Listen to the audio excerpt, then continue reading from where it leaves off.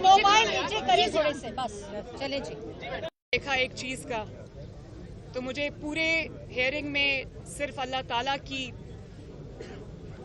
یاد آ رہی تھی، اور میں یہ سوچ رہی تھی کہ بھلے آزمائش آ جاتی ہے انسان پر، جھوٹ بولا، بہتان لگایا، 6 سال اسی میں گزر گئے. آزمائش تھی، لمبی تھی، لیکن اللہ تعالیٰ نے آج سرخرو کیا. اور جھوٹ کی شیلف لائف ہوتی ہے، کچھ سال بھی ہو سکتی ہے، لیکن جھوٹ کا اختتام اسی طرح ہوتا ہے جس طرح آج ہوا. تو سب سے پہلے تو میں عاجزی سے اللہ تعالیٰ کا شکر ادا کرتی ہوں، اپنے وکلاء کا، خصوصاً جو میرے پہلے وکیل تھے سلمان اکرم راجہ صاحب، اور اس کے بعد امجد پرویز صاحب. میں خصوصاً امجد پرویز صاحب کا اور ان کی پوری ٹیم کا تہہ دل سے شکریہ ادا کرتی ہوں کہ جس طرح سے انہوں نے میرا جتنی محنت سے، جتنی لگن سے انہوں نے میرا کیس لڑا، ایمانداری سے. میں ان کو صرف دعا دے سکتی ہوں، اللہ تعالیٰ اس کی جزا دے ان کو. بات کرا دیں اگر کرائیں. 1 منٹ. السلام علیکم انکل.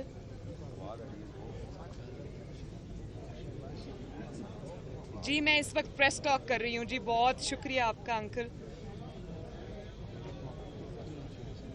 Thank you uncle. جی thank you very much uncle. آپ کو بھی مبارک ہو جی. تھینک یو جی. اللہ حافظ جی. Thank you. اور میں میاں صاحب کو ابھی یہ کہہ رہی تھی کہ بھلے آپ پہ آزمائش آئی، 6 سال 7 سال ہو گئے، آپ کو ایک جھوٹ کا سامنا کرنا پڑا. اللہ تعالیٰ نے اس آزمائش میں بھی آپ کو ثابت قدمی دی، اور آج اللہ تعالیٰ نے جب آپ کو سرخرو کر کے نکالا ہے تو پہلے سے زیادہ عزت دے کے نکالا ہے. میرا یہ نہیں خیال کہ پاکستان کی تاریخ میں کوئی بھی ایسا سیاسی لیڈر آیا ہے جس کا اتنا کڑا احتساب ہو، جس کے اوپر اتنی بڑی مشکلات کے پہاڑ ٹوٹے ہوں. کوئی سیاسی لیڈر اس قسم کے احتساب سے نہیں گزرا، اور کوئی سیاسی لیڈر اس طرح سے سرخرو نہیں ہوا جس طرح سے سرخرو آج نواز شریف صاحب کو اللہ تعالیٰ نے کیا. مجھے یہ بھی یاد ہے کہ جب پاناما کے لیے یہ پاناما کا شور اٹھا تو نواز شریف صاحب کو ان کا ظاہر ہے جب آپ نے کچھ نہیں کیا ہوتا تو آپ کا پہلا ری ایکشن یہ ہوتا ہے کہ آپ یہ کہتے ہیں کہ میں اس کو فیس کروں گا، میں اس کا جواب دوں گا. تو نواز شریف صاحب نے یہی کیا. ان کے جو رفقا ہیں، ان کے دوست ہیں، ان کے چاہنے والے، انہوں نے ان کو یہ کہا کہ یہ کوئی لیگل مقدمہ نہیں ہے، یہ کوئی قانون کی بات نہیں ہے، آپ کو یہ سزا کے لیے پورا ٹریپ سیٹ کیا جا رہا ہے. تو آپ اس مقدمے میں آپ اس مقدمے میں نہ پیش ہوں. آپ اپنا جو بھی آپ کو حاصل ہے، جو بھی امیونٹی آپ کو ملتی ہے وہ آپ لے لیں، اور آپ یہ نہ کریں، کیونکہ ان کا یہ مقصد آپ کو سزا دینا ہے. یہ آپ کی جو تعویل ہے، جو آپ کی لیگل آپ کے پوائنٹس ہیں، جو حقائق ہیں، وہ یہ نہیں سنیں گے. لیکن نواز شریف صاحب نے یہ کہا کہ نہیں، میں اس احتساب کو فیس کروں گا، میری بیٹی بھی فیس کرے گی، میری خاندان بھی فیس کرے گا، میرے بچے بھی فیس کریں گے. انشاءاللہ تعالیٰ وہ سرخرو ہوں گے. تو آج وہ اللہ تعالیٰ نے دن ہمیں دکھا دیا. لیکن اب یہ بھی دیکھیں آپ کہ جس شخص نے یہ الزام لگایا نواز شریف صاحب کے اوپر، جس نے جھوٹ بولا، جس نے بہتان لگایا، جس نے پوری اپنی 30 سالہ سیاست نواز شریف کے اوپر بیس کر کے کی، آج میں اس شخص کا چہرہ دیکھنا چاہتی ہوں. وہ آج کیا سوچتا ہوگا، آج اس کے پاس کہنے کو کیا ہے.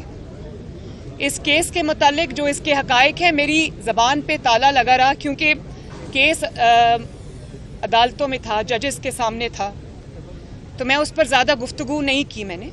لیکن اب کیونکہ اللہ تعالیٰ نے سرخرو کیا، آج فیصلہ آیا. اب میں اس کے اوپر ڈیٹیلڈ ایک پریس کانفرنس جو ہے وہ میں ضرور کروں گی 1-2 دنوں میں. لیکن دیکھیں، میں آج اس سے ضرور یہ پوچھنا چاہوں گی کہ اللہ تعالیٰ نے تمہیں ناکام بھی کیا، تمہیں جھوٹا بھی ثابت کیا، تمہیں سازشی بھی ثابت کیا. اب تم کیا کرو گے؟ تم جتنی چاہے جھوٹی تعویلیں لے کر آؤ، لیکن حقیقت یہ ہے کہ تم ناکام ہوئے ہو، اور نواز شریف کو اللہ تعالیٰ نے سرخرو کیا اور انشاءاللہ تعالیٰ اللہ تعالیٰ وہ دن بھی لائے گا. آپ ڈار صاحب کو دیکھ لیں. ڈار صاحب جس پرائم منسٹر کے جہاز پہ گئے تھے اللہ تعالیٰ اسی پرائم منسٹر کے جہاز پہ ان کو لے کے آیا. جنہوں نے ان پر الزام لگایا انہی کے صدر نے ان سے اوتھ لیا اور آج وہ پوری آب و تاب کے ساتھ وزیر خزانہ اللہ تعالیٰ نے ان کو ایک بار پھر پاکستان کی خدمت کا موقع دیا. تو اسی طرح انشاءاللہ بہت جلد اب نواز شریف صاحب بھی واپس آئیں گے. تو اس کے اوپر جو عمران خان کو یہی کہنا چاہوں گی کہ تم ایک بے بس شخص ہو. آج تمہیں جواب دینا پڑے گا کہ تم نے یہ بہتان کیوں باندھے, تم نے جھوٹ کیوں بولا, تم نے جھوٹ کے اوپر اپنی سیاست کیوں کی, اور آج تم جواب دو نہ دو تاریخ تم سے یہ جواب انشاءاللہ لے کر رہے گی. اب آپ آ جائیں وہ جو کل لیکس سامنے آئی ہیں. مریم پہلے مقدمے کے حوالے سے ایک سوال لے لیں کہ یہ مقدمہ پاناما والا یہ عمران خان نے آپ کے خلاف نہیں بنایا تھا, اور جس دور میں یہ بنا تھا وہ آپ بھی جانتی ہیں اور اسٹیبلشمنٹ اس کے پیچھے تھی. تو آپ نہیں سمجھتی کہ اس میں صرف عمران خان قصوروار نہیں ہے, اسٹیبلشمنٹ بھی قصوروار ہے؟ اس کا بینیفیشری کون ہے؟ اس کا بینیفیشری کون ہے؟ تو سازشی کون؟ نواز شریف صاحب کو ہٹا کر جو آج سازشی ہے نا وہ بھی کہیں دور بیٹھا ہوا ہے. ایک سیکنڈ. اس کا بینیفیشری جو ہے اس کو سب پتا تھا کہ وہ اس کی پلاننگ کے ساتھ یہ ہوا, اس کی پلاننگ کے ساتھ نواز شریف کو ہٹایا گیا. اس میں تو اتنی پسلی نہیں تھی کہ وہ اقتدار میں اپنے اون پہ آ سکتا. وہ بیساکھیوں پہ آیا, اس مقدمے کے تھرو آیا, اور نواز شریف کو فاؤل پلے کے ذریعے میدان سے باہر کر کے آیا. کیونکہ نواز شریف اگر میدان میں رہتا تو عمران خان 3 زندگیاں اور ہوتی تو وہ کبھی بھی اس عہدے تک نہیں پہنچ سکتا تھا. تو اس کا بینیفیشری وہ ہے, اور جو اس کے دوسرے جو ان کے کوچز ہیں وہ اب اللہ تعالیٰ نے کیا تو ان کا کام بھی ختم ہے.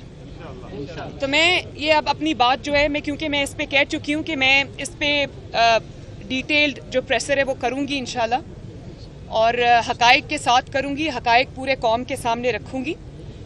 لیکن اب یہ جو لیکس ہیں ان کے اوپر آپ آ جائیں کہ دیکھیں جھوٹا تو وہ ثابت ہوا.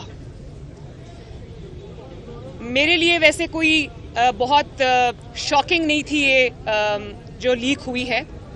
میں یہ پہلے دن سے جانتی تھی کہ یہ جھوٹا سازشی مکار شخص ہے.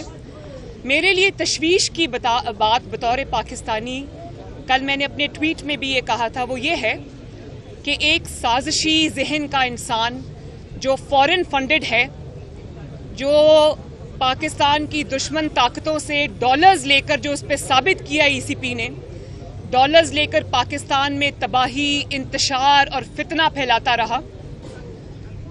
ایک غیر ذمہ دار شخص جس کو یہ بھی پتہ نہیں ہے کہ ملک کی سلامتی سے کھیلنا کتنا سنگین جرم ہے, وہ 4 سال اس ملک کے سیاہ و سفید کا مالک رہا. اور جب اس کو ووٹ آف نو کانفیڈنس اس کے خلاف آ رہا تھا, جب اس کو ووٹ آف نو کانفیڈنس کے اندر اس کو پتہ چل گیا کہ یہ کامیاب ہونے والا ہے, جب اس نے جو منتیں اور وہ جو اس نے کی تھی لوگوں کی وہ کامیاب نہیں ہوئی, اس کو پتہ چل گیا کہ میرے اپنے اراکین میرے خلاف ہو گئے ہیں, ووٹ آف نو کانفیڈنس جو ہے وہ کامیاب ہونے جا رہا ہے, تو اس نے سازش کا یہ ڈرامہ رچایا پوری قوم کے سامنے. اور آپ دیکھیں کل کی مطلب اتنی سنگین وہ بات ہے, وہ کہتے ہیں کہ جو منٹس آف دا میٹنگ ہے وہ تو میرے ہاتھ میں, ان کو میں اپنے مطابق وہ کر لوں گا, اور وہ کہہ رہے ہیں کہ میں کھیلوں گا. اس پہ ہم نے امریکہ کا نام نہیں لینا, ہم نے صرف اس پہ کھیلنا ہے, عوام کی تقدیر سے کھیلنا ہے. یہ عوام 22 کروڑ عوام جیتی جاگتی عوام کا ملک ہے, ہم نے صرف عوام کے جذبات سے کھیلنا ہے, ہم نے صرف کھیلنا ہے. اور وہ کہتے ہیں کہ منٹس آف دا میٹنگ میں اپنے مطابق کر لوں گا, یعنی کہ آپ ایک اتنے امپورٹنٹ نیچر کے ڈاکیومنٹس میں فوجری کمٹ کر رہے ہیں, آپ ٹیمپرنگ کر رہے ہیں, اور آپ کھیل رہے ہیں, اس کو کھیل کہہ رہے ہیں. کھیل میں وہ ملک سے کھیل گیا اور لوگ تماشا دیکھتے رہے.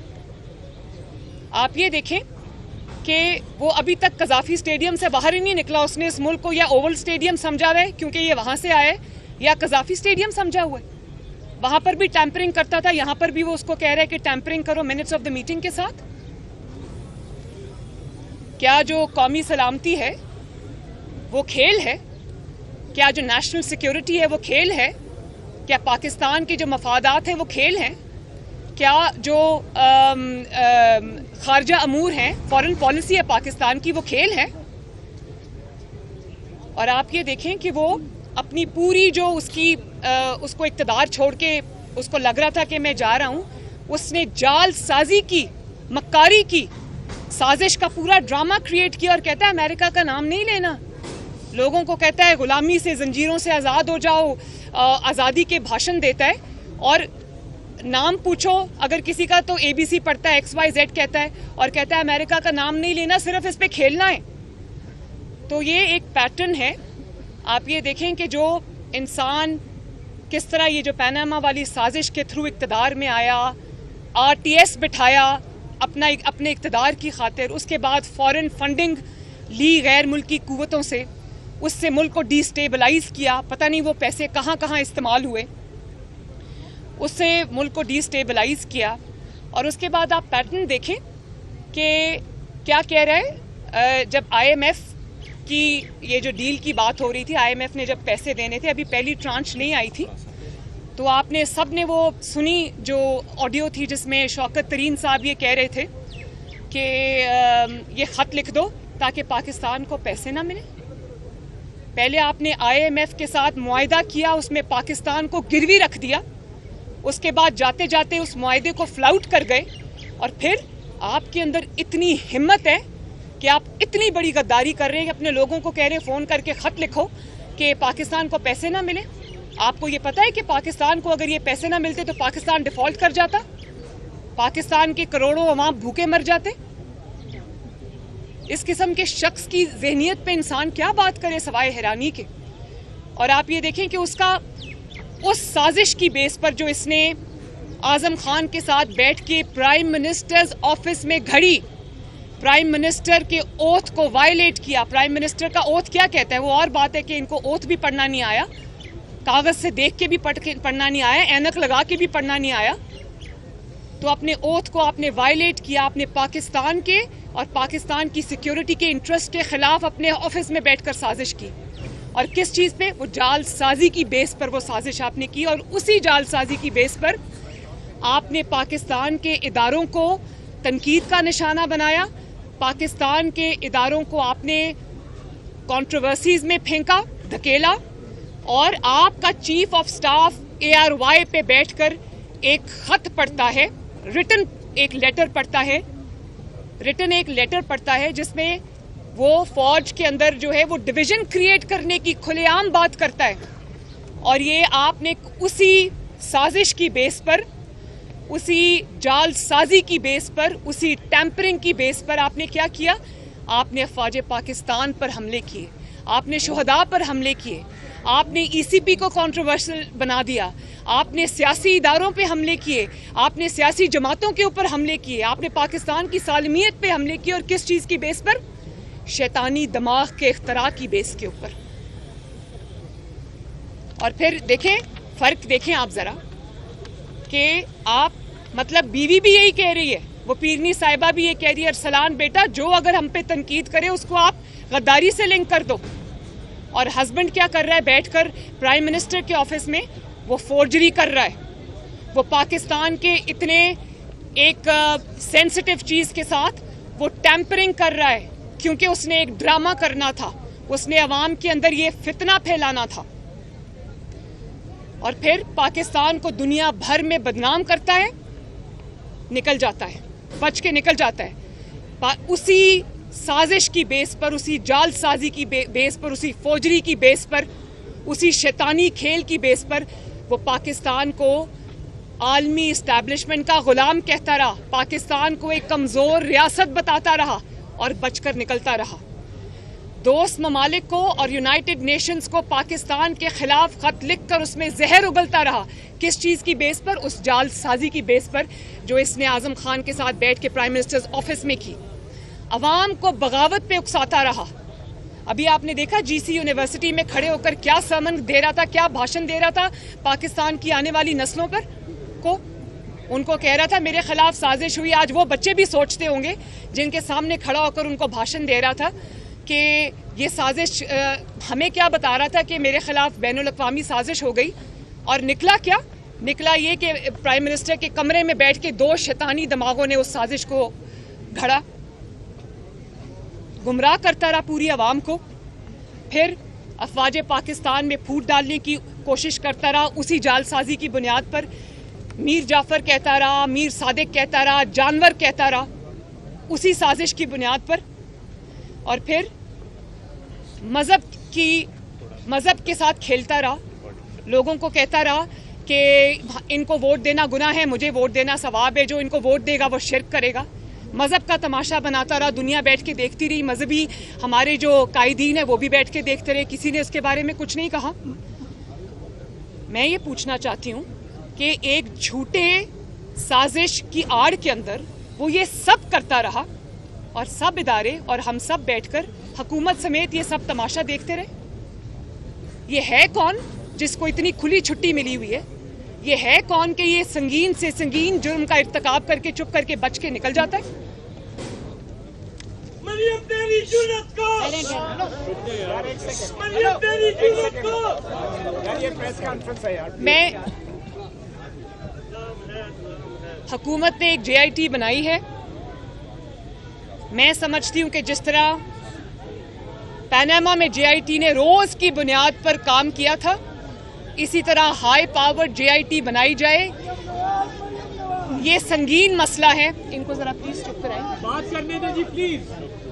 یہ اس سے زیادہ سنگین نوعیت کا جرم کبھی کسی پرائم منسٹر آف پاکستان نے, میں کہتی ہوں کرنا تو دور کی بات ہے, کوئی سوچ بھی نہیں سکتا. ہائی پاور JIT بننی چاہیے جس کے اندر حکومت کے وزراء ہوں, جس کے اندر ISI کے ممبرز ہوں, جس کے اندر IB کے ممبرز ہوں, جس کے اندر لا منسٹری کے ممبرز ہوں, اور جس کے اندر FIA کے ممبرز ہوں. اور عمران خان, اعظم خان, شاہ محمود قریشی صاحب اور جو سفیر تھے اس وقت کے, کیا نام تھا ان کا, اسد مجید صاحب, ان سب کو بلا کے ان سے انویسٹیگیشن کی جائے کہ قوم کے ساتھ عمران خان نے اتنا گھنونا کھیل کس طرح کھیلا. اور اگر ہم یہ سب نہیں کر سکتے تو پھر ہمیں سب کو نا آنکھیں بند کر کے گھر جا کے کمبل لے کے سو جانا چاہیے. اگر ہم یہ بھی نہیں کر سکتے, اس ملک کو بچانا ہمارا فرض ہے, اس سازشی سے اس ملک کو بچانا ہمارا فرض ہے, اور انشاءاللہ تعالی یہ فرض ہم پوری قوت سے ادا کریں گے. مریم صاحبہ یہ بتا دیں کہ آپ جو سیاسی کھیل شروع کیا تھا, جن لوگوں نے آپ پہ کیس بنائے تھے, کیا کبھی آمنا سامنا ہوا, کسی نے معافی مانگی کبھی اس سے پہلے, اور اب آپ کیا مطالبہ کرتے ہیں؟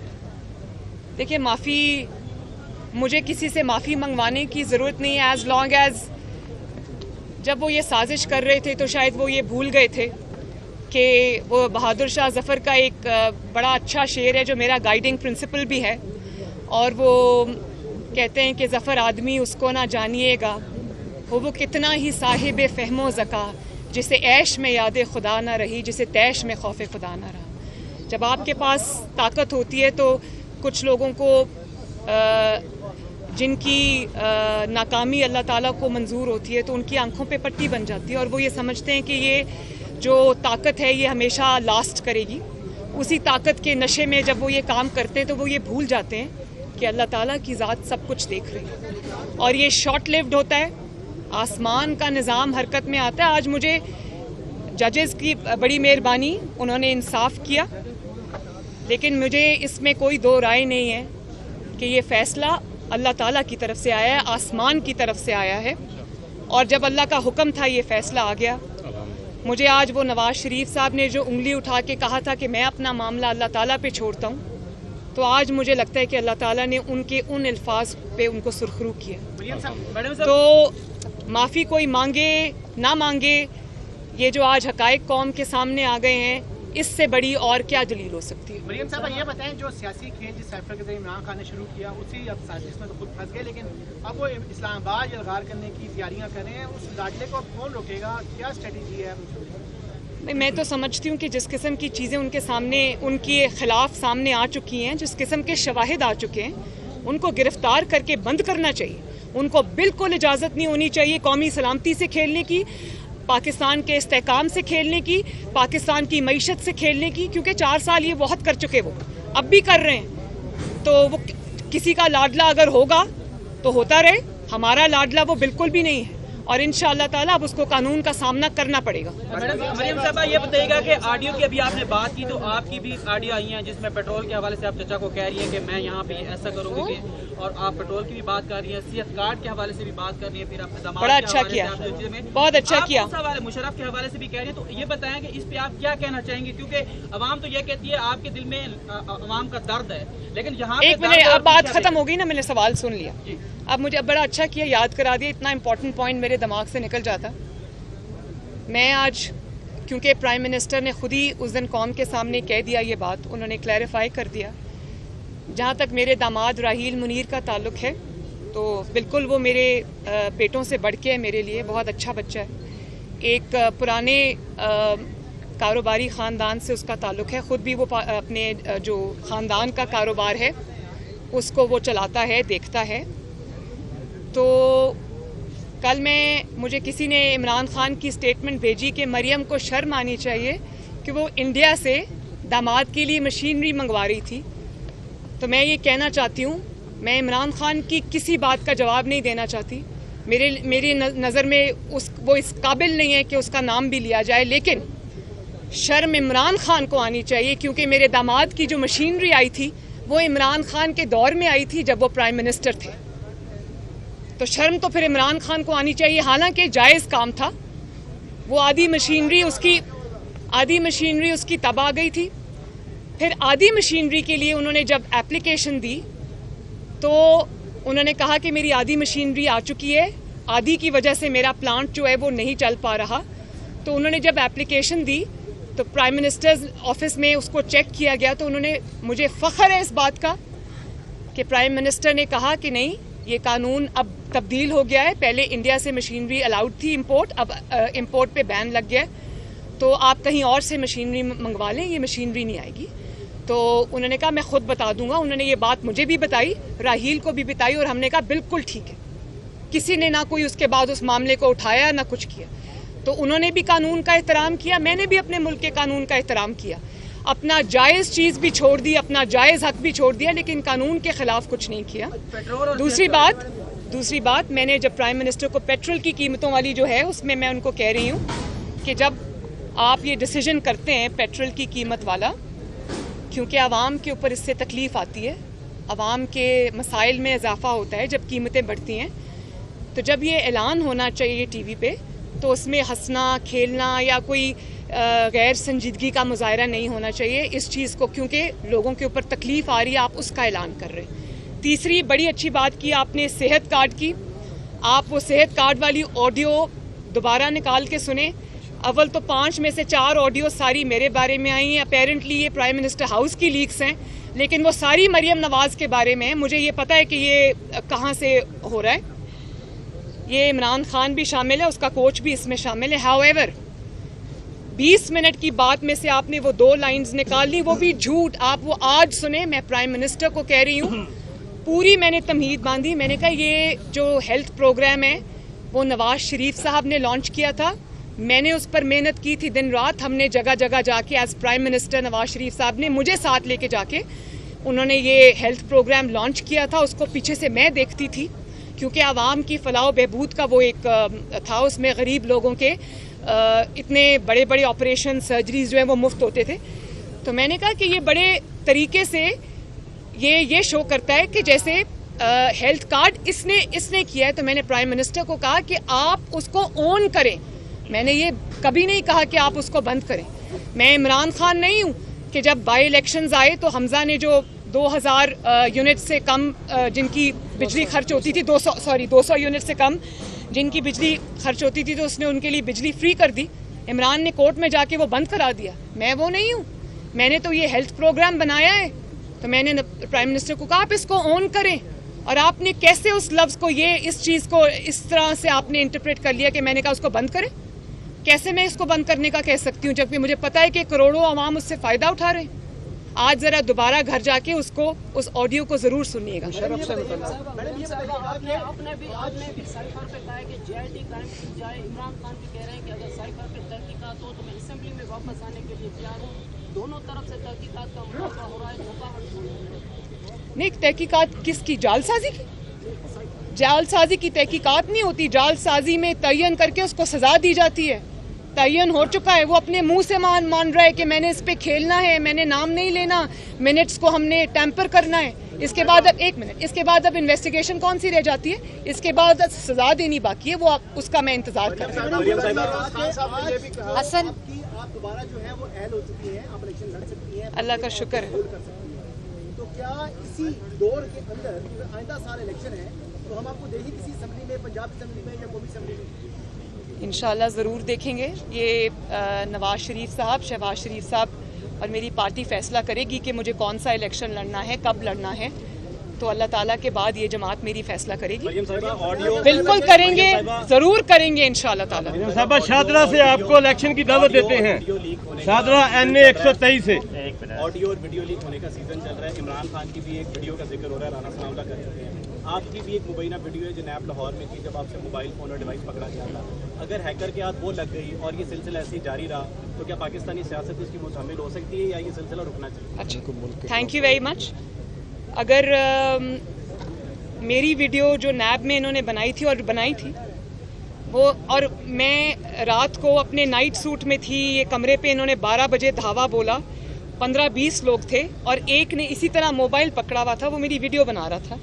तो अगर तो वो ये मोबाइल वीडियो रिलीज़ करते हैं तो इससे ज़्यादा उनके लिए शर्म की और नामोशी की कोई बात नहीं है कि एक आप खातून जो कि आपके पास कैदी है, कैदियों के भी हकूक़ होते हैं, भले वो मासूम हो, उन्होंने कोई जुर्म ना किया हो, पॉलिटिकल कैदी, उसके भी कुछ हकूक़ होते हैं। आपने उसकी इजाज़त के बगैर आपने उसके कमरे पे रात को धावा बोला, आपने एक खातून की वीडियो बनाई और उसके बाद आप वो कहते हैं कि हम रिलीज़ करेंगे। करें रिलीज़, ज़रा दुनिया भी देखे कि आपने कैद में, जो मरियम नवाज़ ने अपने मुंह से आज तक नहीं कहा, क्योंकि मैं विक्टिम कार्ड प्ले नहीं करती, मैं औरत कार्ड प्ले नहीं करती। अच्छा है वीडियो रिलीज़ करें ताकि पूरी पाकिस्तान को और पूरी दुनिया को ये पता चले कि मरियम नवाज़ के साथ जेल में इन्होंने क्या किया। दूसरी बात जब वो वीडियो बन रही थी वो नैब का अपना दिया हुआ था। नैब ने खुद आपको दिया? जी, नैब के अपने लोगों ने मुझे घर पे बच्चों से बात करने के लिए वो ला के देते थे, बात कराते थे और ले जाते थे, लेकिन उनमें वो 1-2 शख्स शामिल थे, पूरे लोग नहीं थे। तो तभी तो वो उस पर चुप कर गए, वरना अगर मेरे से निकला होता तो उन्होंने कहना था कि ओहो ये हो गया वो हो गया। दूसरा भी एक सवाल आपने किया, कौन सा? कंडेम करना चाहिए ऑडियो वीडियो लीक हो रही है, पाकिस्तानी सियासत इसकी शामिल हो सकती है, ये सिलसिला रुकना चाहिए? देखिए, एक तो सबसे पहली बात ये कि जो आपने 2 ऑडियोज़ को और वीडियोज़ को कंपेयर किया ना, मुस्लिम लीग नून की क्या ऑडियोज़ सामने आ रही हैं, वज़ीर आज़म की क्या ऑडियोज़, मेरी क्या ऑडियो सामने आ रही हैं। आप हमारी भले खुफिया ऑडियो रिलीज़ करें या मीडिया के सामने की बात करें या हमारी आपस की ख़ानदानी गुफ्तगू लें या प्राइवेट जो कॉन्वर्सेशंस है वो लें। मुस्लिम लीग नून की जो भी ऑडियो बाहर आएगी उसमें ये होगा कि ये मुल्क के हमदर्द हैं, ये कानून का एहतराम करते हैं, मुल्क के लिए सोचते हैं। और आप दूसरी साइड पे देखें, इनकी जो ऑडियोज़ इमरान खान समेत उसकी पूरी जमात की जो ऑडियोज़, जो वीडियोज़ सामने आ रही हैं वो इतनी ख़तरनाक है कि मैं तो ये सोच रही हूँ कि मुल्क दुश्मन जिसको अब जो गद्दार के ज़िम्मे में आता है, मैंने ये लफ्ज़ कभी किसी को नहीं कहा, लेकिन जो गद्दारी का मुर्तकिब हुआ है, आपने उस इंसान को, उस गद्दार को आपने इस मुल्क की किस्मत से खेलने की इजाज़त दी। तो ऑडियोज़ में जो फ़र्क है वो पूरी कौम के सामने है। मुस्लिम लीग नून के लिए बड़ी इज्जत अफजाई की बात है। मैडम, हाई कोर्ट का जो आज का फैसला है, क्या उसके खिलाफ आपकी हुकूमत सुप्रीम कोर्ट में अपील करेगी? किस चीज़ की अपील? अपील तो नैब को करनी चाहिए कि हमारा मुकदमा पिट गया, मैं क्या अपील करूं भाई।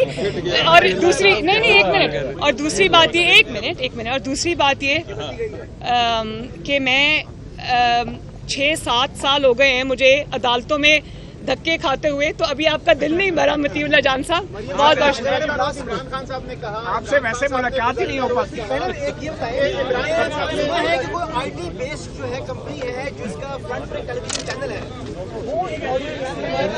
कायदा मोहतरमा एक फोटो दे। नहीं, एक मिनट, ये बात कोई IT कंपनी है। हसन, एक मिनट है, कोई IT कंपनी नहीं है। ये इमरान खान है, اس کا کوچ ہے, اس کے ساتھ 1-2 چینلز ہیں, یہ انہی کا نیکسس ہے. بہت شکریہ. ہم بھی گریڈ 4 میں نہیں پڑھتے.